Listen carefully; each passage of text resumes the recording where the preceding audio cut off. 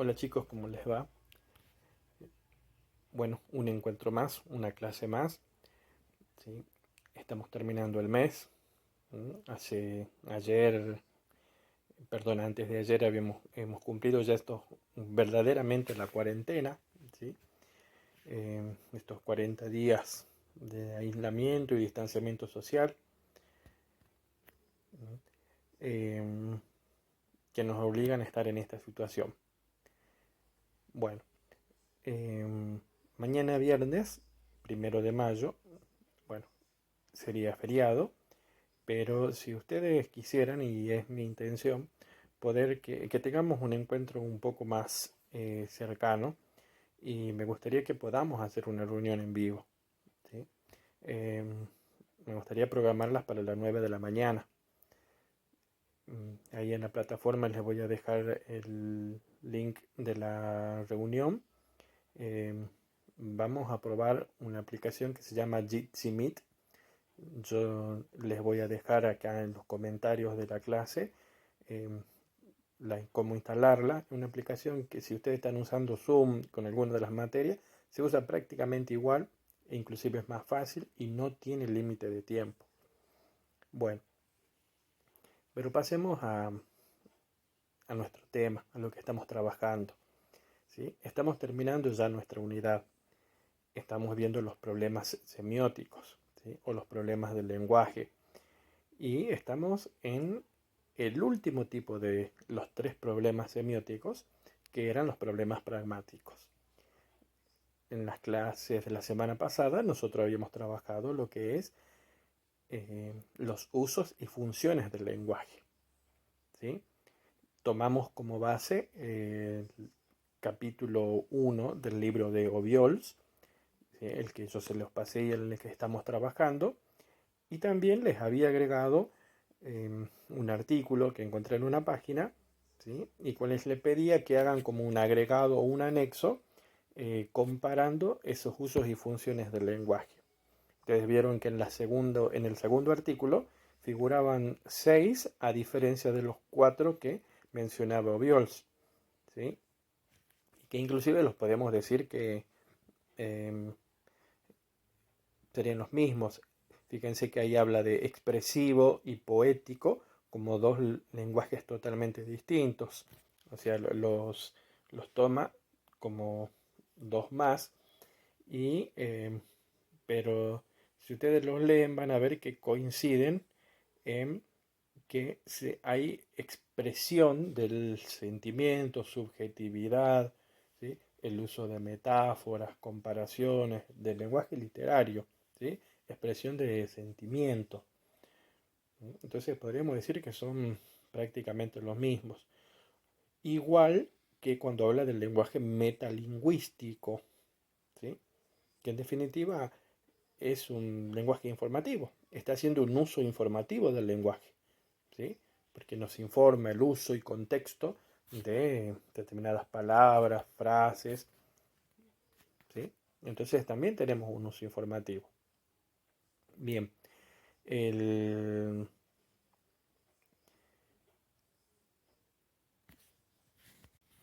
bien, el lenguaje puede usarse entonces para informar, ¿sí? Para poner en conocimiento a otros de, ya sea de noticias en periodísticas. Por eso les decía, les advertía de no confundir con los textos, los tipos de textos, ¿sí?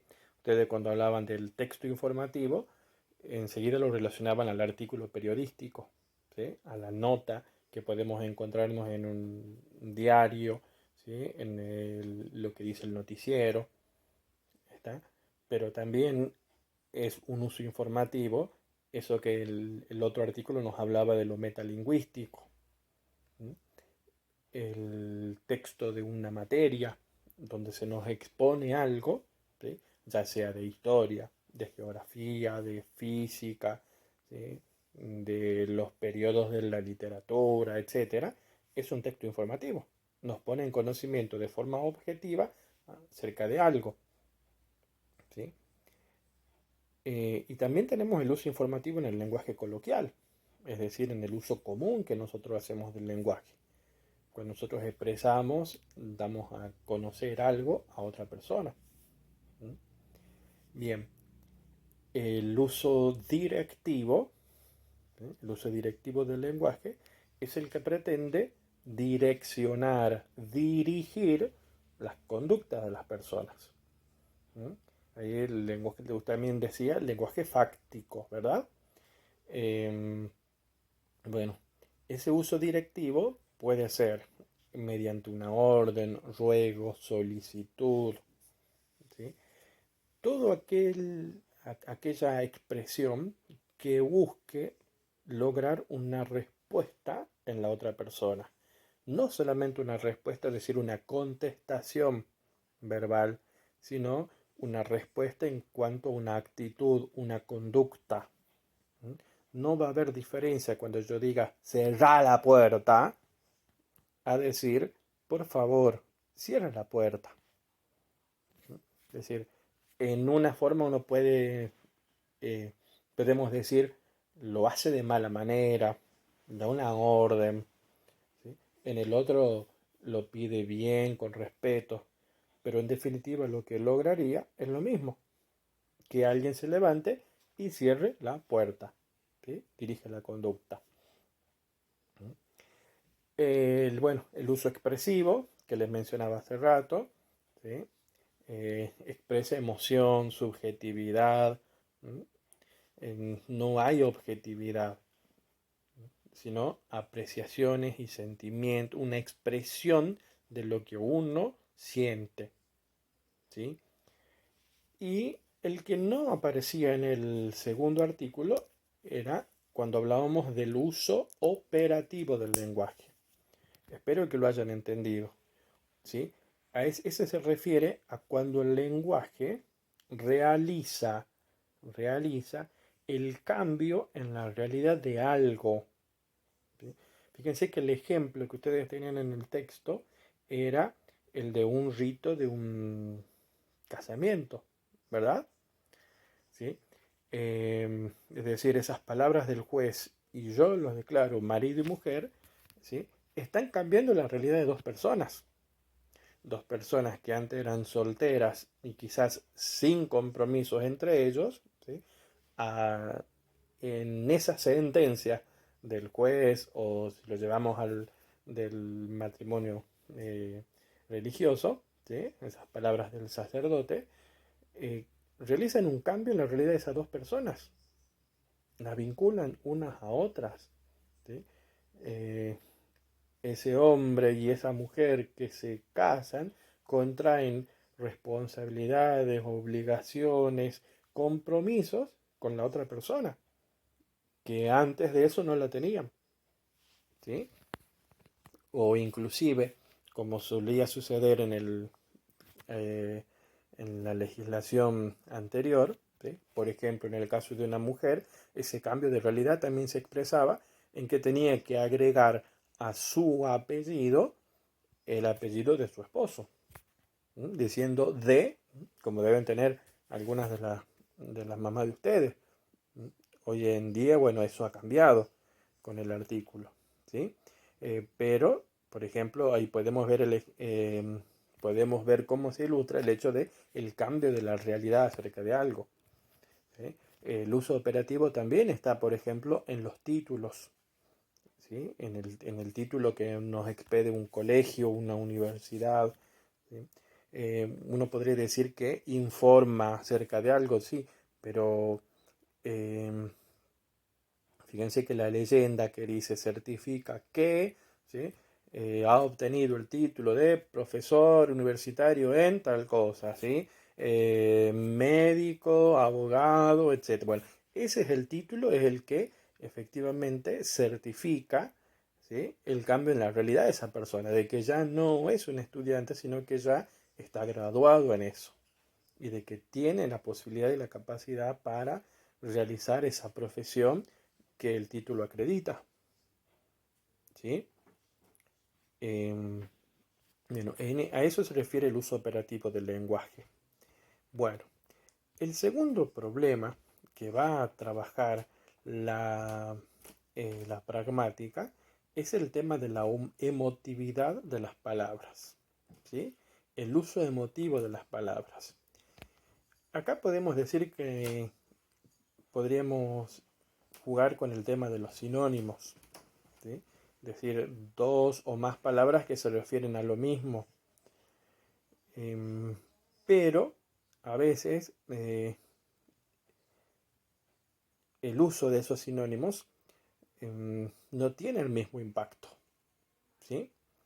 Fíjense que ustedes en el libro de Obiols, cuando hablan de ahí de efectos emotivos de las palabras, tiene ese título, parte con un versito y juega con un par de oficios que habla del basurero y del recolector de residuos, ¿sí? Basurero no el tacho donde tiramos los cestos, sino también refiriéndonos a la persona que recoge los residuos, ¿sí? Y bueno, les decía, juega con esos dos nombres, ¿sí? Con esas dos palabras, pero refiriéndose a lo mismo, ¿sí? Lo mismo que nosotros hablamos de, por ejemplo, en el libro lo menciona, empleada doméstica o mucama, o por ejemplo el término de sirvienta, ¿sí? Que hasta no hace mucho se lo utilizaba. Pero fíjense que hoy en día esa cuestión de hablar de sirvienta es un término que tiene connotaciones negativas.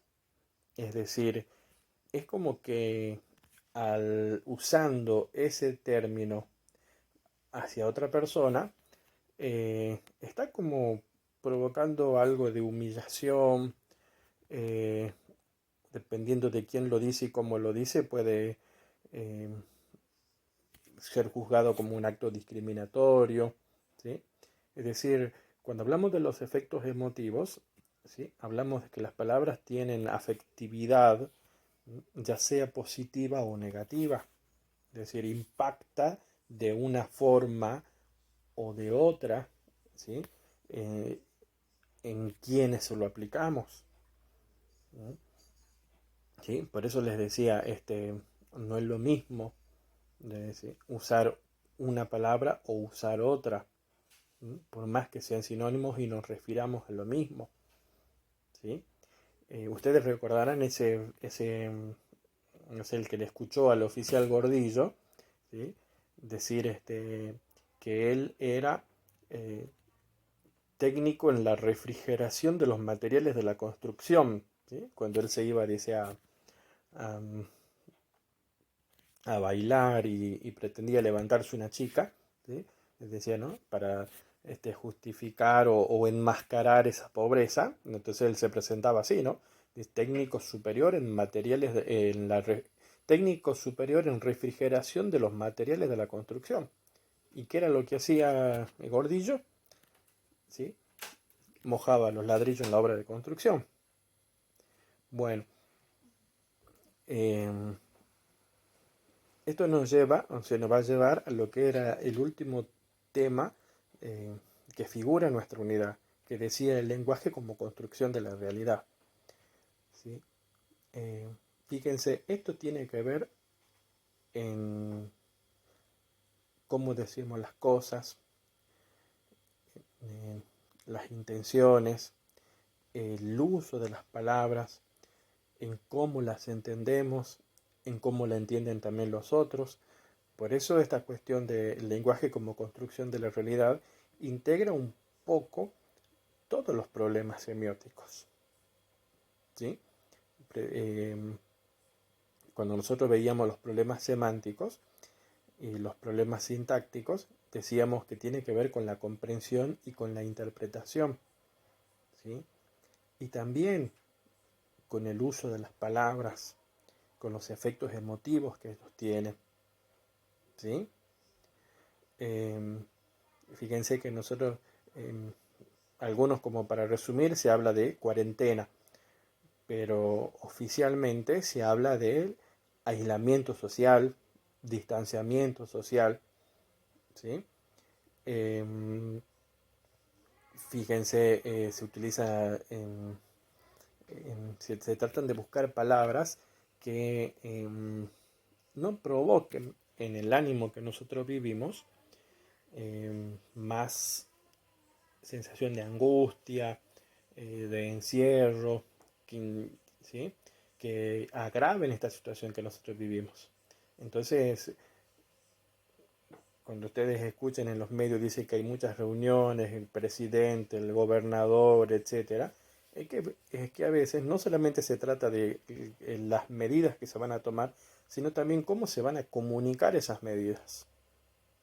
¿Sí? ¿Cómo se van a comunicar esas medidas? ¿Para qué? Y para que tengan un impacto en la gente que no sea negativo. ¿Sí?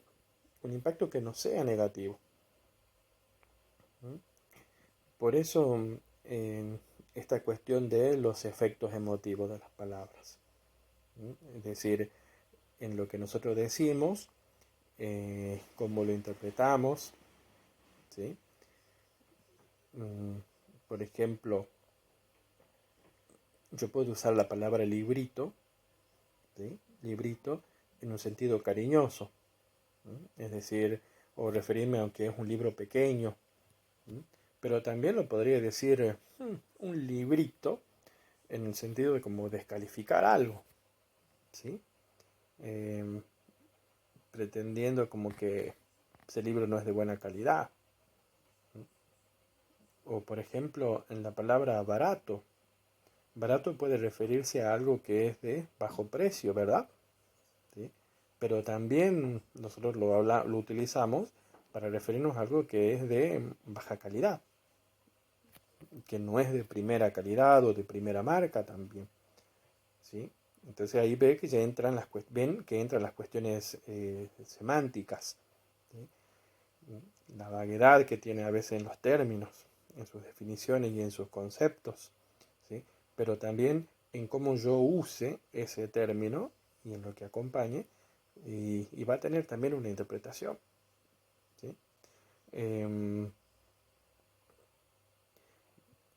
Hoy en día, ¿sí? En que vivimos en la sociedad de la comunicación, que todo se debate en el ámbito de la opinión, van a ver que se utiliza muchísimo, ¿sí? Se utiliza muchísimo esta cuestión lingüística. Por ejemplo, eh, uno de los temas que están de moda es la discusión por el tema de los presos, ¿sí? Del último motín que hubo en la cárcel y de que también están expuestos a contagiarse. ¿Sí? Entonces, un medio, por ejemplo, defensor de derechos humanos, podría decir que los jueces, atendiendo a las necesidades de la dignidad humana, ¿sí?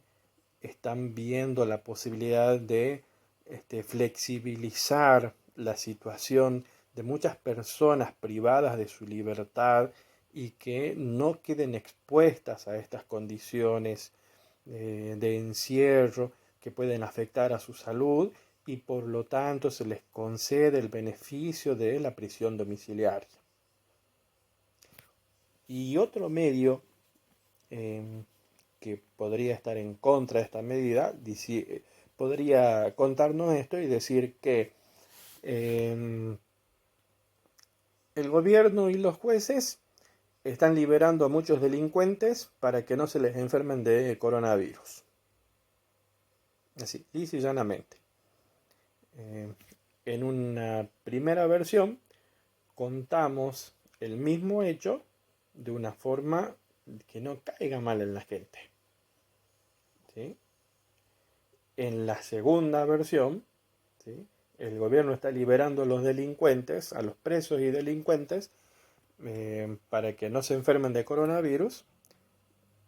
Lo digo con el ánimo de que eh, esta noticia se la tome mal, ¿sí? Que el oyente o el lector se enoje, se ponga en contra de las medidas de tal o cual gobierno, ¿sí? Ustedes mismos hoy, si hacen uso de las redes sociales y si siguen algunos medios de comunicación, ¿sí? Portales de noticias, van a ver esa cuestión, esa intencionalidad política en, que se ve en el hecho de cómo nos cuentan determinadas noticias. Es decir, el mismo hecho contado de una o de otra forma, en los términos que se utilizan, en las críticas que se hacen, ¿sí? Porque hoy en día los medios de comunicación, los medios periodísticos, no tienen solamente la función de informar objetivamente, así como se presentan varios periodistas, ¿no? La información objetiva y veraz. No, no tienen la intención única de informarnos. También tienen la intención de formar nuestra opinión, ¿sí? De que estemos a favor o en contra de alguien, de algo, de determinada posición política, ideológica, etcétera. Y por eso es importante esta cuestión lingüística, ¿sí? Porque hoy en día lo que parece ser verdad es cómo se lo cuenta, cómo se lo dice, cómo se lo comunica, ¿sí? Eh, Fíjense, y volviendo un poco al tema, al libro de Obiols, que yo les voy a pedir que lean esa última parte que habla de los usos emotivos del lenguaje, de las palabras, ¿sí? Eh, Termina haciendo el ejercicio de contarnos en 3 versiones una misma nota en ámbito político, ¿sí? Pero yo les pido que saliendo de eso, ustedes mismos puedan hacer ese ejercicio de ver en los medios, de comparar una misma noticia que nos cuenta, por decirles unos ejemplos, ¿sí? Cómo nos cuenta el bueno y el malo, cómo nos cuenta ese que se llama Expresión del Sur, cómo nos cuenta ese que el vocero Metán, el otro, ¿no? Ecos de Metán, no sé cómo de los distintos medios periodísticos, ¿sí? Cómo nos cuentan una misma noticia, ¿sí? ¿Qué palabras utilizan? ¿Sí? Y bueno, vamos a ver que a veces provocan distintas sensaciones. Bueno chicos, no quiero extenderme mucho porque se va a hacer pesado, ya va a parecer casi una clase virtual. Los invito a leer y por favor me gustaría que me hagan esas consultas, ¿sí? Em, Como que ustedes se largan y hacen las tareas así por cumplir. Recuerden, no estamos en una etapa de calificaciones, así que ustedes corren con esa ventaja de que no hacen las cosas por una nota, ¿sí? Ustedes están haciendo las cosas para aprender. ¿Mm? La educación no está cerrada, están cerradas las escuelas. La educación sigue abierta de un modo distinto, ¿sí? Y aprovechen ahora que esto que si bien ustedes aprenden no va a tener una nota, ¿sí? Lo importante es con lo que ustedes se quedan. Bueno, eh, los invito a leer esa última parte del texto, ¿sí? Eh, ya veo yo si les subo alguna cuestión de actividad. Bueno, y no se olviden de que está la invitación, la propuesta, que nos encontremos el viernes, ¿sí? El viernes tipo 9 de la mañana, hacer una pequeña clase un poco para escucharnos, vernos y hablar un poco más acerca de esto. Y también continuar acerca de esto, no sé, sacarnos las dudas de todo lo anterior que ustedes quieran preguntar, ¿sí? De todos los puntos anteriores que hemos estado trabajando. Bueno, nos vemos.